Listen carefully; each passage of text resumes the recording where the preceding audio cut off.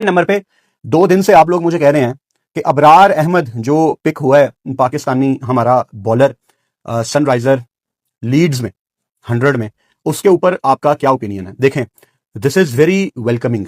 ये बहुत अच्छी खबर है कि एक इंडियन फ्रेंचाइज ने एक पाकिस्तानी क्रिकेटर को पिक किया है।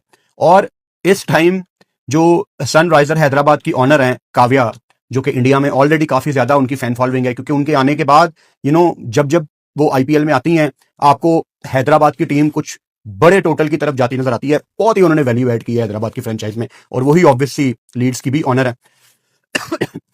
हम इंतजार तो कर रहे थे कि राउफ किस फ्रेंचाइज में जाता है, शहीन ने विड्रॉ कर लिया, शदाब किस फ्रेंचाइज में जाता है। पाकिस्तानी प्लेयर्स कुछ पिक नहीं हुए, लेकिन उस्मान तारिक भी पिक हुआ बर्मिंघम में। लेकिन अभी मैं अबरार की बात करूंगा। अबरार का एक इंडियन फ्रेंचाइज में पिक होना वो सारी चीजों को ना ओवरकम कर गया। लाइक उसके पिक होने की हमें इतनी खुशी है कि हमें ऐसा लग रहा है कि पूरा पाकिस्तान पिक हो गया, इतनी खुशी है। और अगेन, अबरार एक पाकिस्तानी लड़का, एक पाकिस्तानी प्लेयर किसी इंडियन फ्रेंचाइज में पिक हो जाए, ये बात कैसे बर्दाश्त हो सकती है इंडियन मीडिया के लोगों को? वहां पता नहीं क्या कुछ चल रहा है इस टाइम कि काव्या का बाइकआउट कर दो। हैदराबाद अब आईपीएल की दूसरी ऐसी फ्रेंचाइज है जिसको सबसे ज्यादा नफरत की जाएगी। पहले ये लोग संजीव को कहते हैं कि उनको नफरत करनी है। आई डोंट नो इनकी क्या रीजन है, शायद उनको पसंद नहीं किया जाता उनके वो केएल राहुल के साथ जो मसले मसाइल हुए थे। तो इतनी ज्यादा इतनी ज्यादा नेगेटिविटी, और किसी ने तो आके इन चीजों को रोकना ना यार, किसी ने तो आके चीजों को नॉर्मलाइज करना ना। अब आई होप कि प्रेशर काव्या अपने ऊपर ना ले, यानी सनराइजर लीड्स की टीम अपने ऊपर ये सोशल मीडिया का प्रेशर ना ले और इसको आउटसाइड नॉइज समझ के इग्नोर करे। अगर ये आउटसाइड नॉइज समझ के इग्नोर कर गए और अबरार ये पूरा सीजन 100 का खेल गया, तो फ्यूचर में मैं आपको लिख के देता हूं, मजीद पाकिस्तानी प्लेयर्स आपको ऐसे T20 में भी नजर आएंगे, क्योंकि इंडियन ऑनर्स ऐसे T20 में भी आपको नजर आते हैं। पाकिस्तानी प्लेयर्स हमारे पहले भी जो सीपीएल में फ्रेंचाइजेज हैं उनमें खेले हुए हैं, तो एज सच वहां कोई इशू नहीं है। लेकिन मजीद पिक होना शुरू हो जाएंगे। यहाँ आईएल T20 में एक ही फ्रेंचाइज है, डेजर्ट वाइपर्स, लेकिन उसका ऑनर एक अमेरिकन है, तो वहां पे आपके पाकिस्तानी जाते हैं। अब उस्मान तारिक, नसीम, फखर, इन सब ने कितनी वैल्यू ऐड की डेजर्ट वाइपर्स की टीम में, उनकी वजह से उनकी टीम टूर्नामेंट भी जीत गई। तो बाकी टीमों को भी तो ये चीज नजर आती है ना। अब ये जो नफरत है, ये कुछ मखसूस इंडियन तबके के अंदर है। सारा इंडिया ऐसा नहीं सोचता।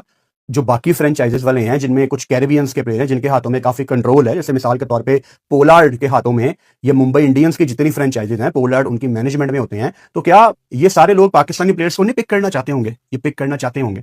सो आई होप कि ये जितनी भी इंटरनेट पे नॉइस है, इसको सनराइजर लीड इग्नोर करे और अबरार के साथ खेले। और अगर कोई ये कह रहा है कि अबरार ने वो चाय का कप पकड़ा हुआ था हाथ में, तो यार उस टाइम जो हालात थे उसमें तो आपके भी क्रिकेटर्स बहुत कुछ कर रहे थे। उस बात को बेस बना के अब सारी जिंदगी रोना, मतलब अगर आप 150 का कंट्री, 150 करोड़ का मुल्क अगर एक तस्वीर से ट्रिगर होकर बैठा हुआ है ना, तो फिर आप अपना इलाज करवाएं। ये चीजें उस टाइम चल रही थी ना, आपने भी की, हमने भी की। अब उसकी बेस पे आपने क्या करना है भाई?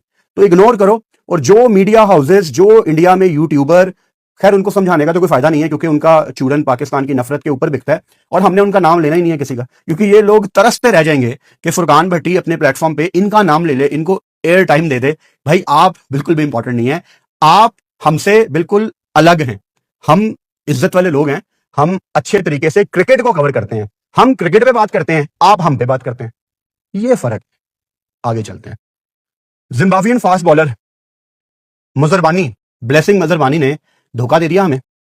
इस्लामाबाद यूनाइटेड में पिक हुए थे और अब कलकत्ता ने इनको पिक कर लिया, कॉन्ट्रैक्ट को ब्रीच किया। इससे पहले हमने south African bowler Corbin Bosch को भी देखा।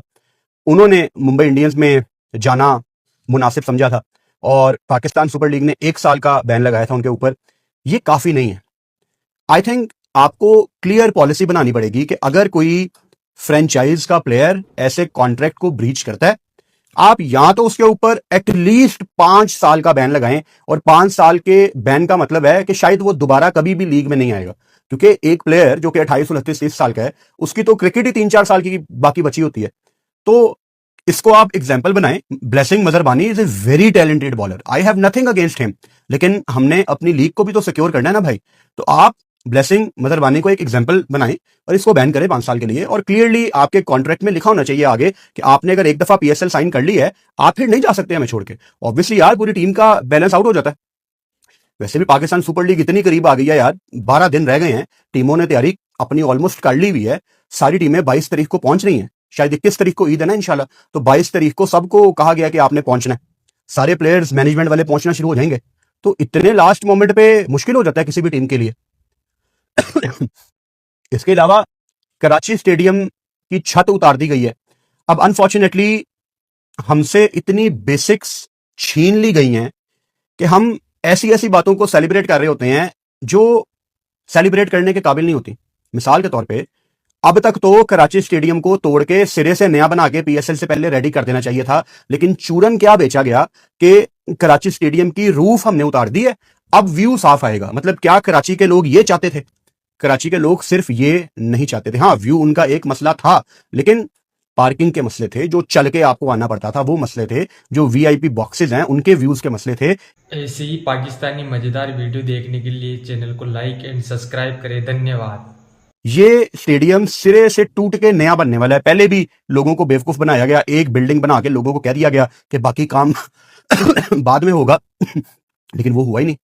I am not happy with it. मेरे कराची के भाई, मेरी कराची की बहनें डिजर्व करते हैं, ये सब लोग हमारे, कि वो भी एक वर्ल्ड क्लास स्टेडियम में बैठ के मैच देखें। और ये नलायकी है पाकिस्तान क्रिकेट बोर्ड की। अब आप देखें लाहौर का स्टेडियम, लाहौर में सबसे ज्यादा मैचेस हैं, लाहौर स्टेडियम के ऊपर छत ही नहीं है।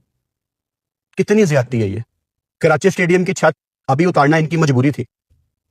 कराची की भी छत नहीं है अब फिलहाल, लाहौर की भी छत नहीं है, फैसलाबाद की तो कभी छत थी नहीं, रावलपिंडी की तो कभी छत थी नहीं, और पेशावर में एक मैच इन्होंने रखा है। मुल्तान में थोड़ी बहुत छत कवर कर लेती है पूरे स्टैंड्स को, पेशावर में इन्होंने एक मैच रखा है। अगर तो आपने पेशावर में पीएसएल आप ले ही गए हैं, तो आप एटलीस्ट पेशावर की होम गेम्स तो वहां पे करवाएं। जैसे आप मुल्तान को शुरू में 5 गेम्स देते थे, या आपने कराची को पिछली दफा एटलीस्ट उनकी होम गेम्स दी थी। पेशावर ये डिजर्व करता था। आपने एक गेम आप लेके गए हैं ना, तो आप वहां पे फिर मजीद गेम्स करवाते। अच्छा, मुझे पेशावर का स्टेडियम 1% भी पसंद नहीं आया। अब मेरे जो पेशावर के भाई हैं वो नाराज होते हैं इस बात से, और अजीब बात करते हैं। यार मेरे साथ ये बातें ना किया करो, मेरे पे ये इल्जाम ना लगाया करो। मैंने कभी भी ऐसी बात नहीं कही जो हमें आपस में बांट दे। मुझे अनफॉर्चुनेटली ऐसे कमेंट पढ़ने को मिले कि हाँ तुम तो पंजाबी हो ना, इसलिए तुम्हें हम पठानों का स्टेडियम पसंद नहीं आया। भाई, जो पेशावर का स्टेडियम है उसका एक स्टैंड नीचे है, दूसरा स्टैंड ऊपर है, तीसरा स्टैंड फिर नीचे है, अगला स्टैंड ऊपर है। आप उसकी आउटफील्ड देख लें, ये मेरे घर के सामने वाला पार्क उससे बेहतर आउटफील्ड का है। आप जो लाइट्स देख लें, इतनी लो लाइट है, इतनी लो लाइट है उस स्टेडियम की। इसीलिए शायद वहां पे एक दिन का मैच करवाया गया कि अभी पाकिस्तान क्रिकेट बोर्ड लाइटों का खर्चा नहीं उठाना चाहता। मतलब वो स्टेडियम एक कमर्शियल बिल्डिंग की तरह है, किसी भी एंगल से वो एक इंटरनेशनल स्टेडियम नहीं दिखता।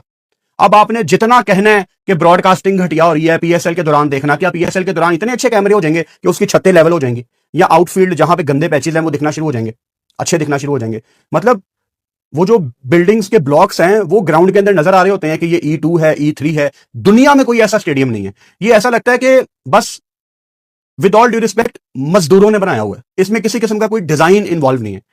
बहुत ही घटिया स्टेडियम बनाया है पेशावर का, वो किसी भी एंगल से इंटरनेशनल स्टेडियम नहीं दिखता। अगर आप केपी से हैं, आप पेशावर से हैं, आप उस स्टेडियम की तारीफ करना चाहते हैं, मुझे उससे कोई मसला नहीं है, लेकिन पेशावर का स्टेडियम इंटरनेशनल लेवल का स्टेडियम फिलहाल नहीं है।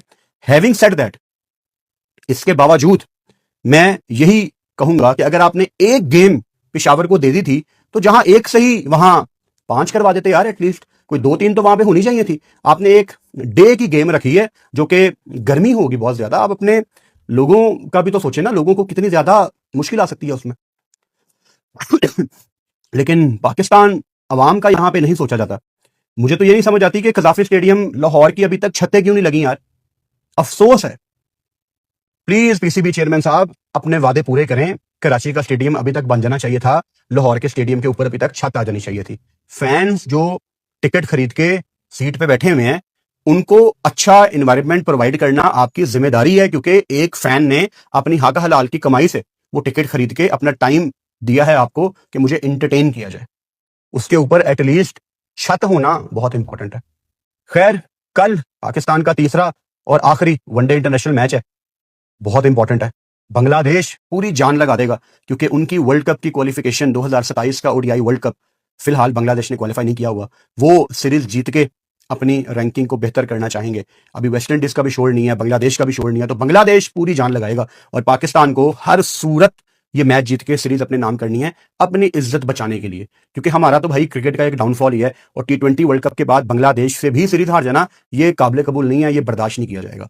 सो कल इंशाल्लाह 1:15 बजे ये मैच शुरू होगा और ठीक 1:15 बजे मैं लाइव आ जाऊंगा, साथ बैठ के इंशाल्लाह मैच देखेंगे। तो कल आपसे लाइव में मुलाकात होती है। Good night. ऐसे ही पाकिस्तानी मजेदार वीडियो देखने के लिए चैनल को लाइक एंड सब्सक्राइब करें। धन्यवाद।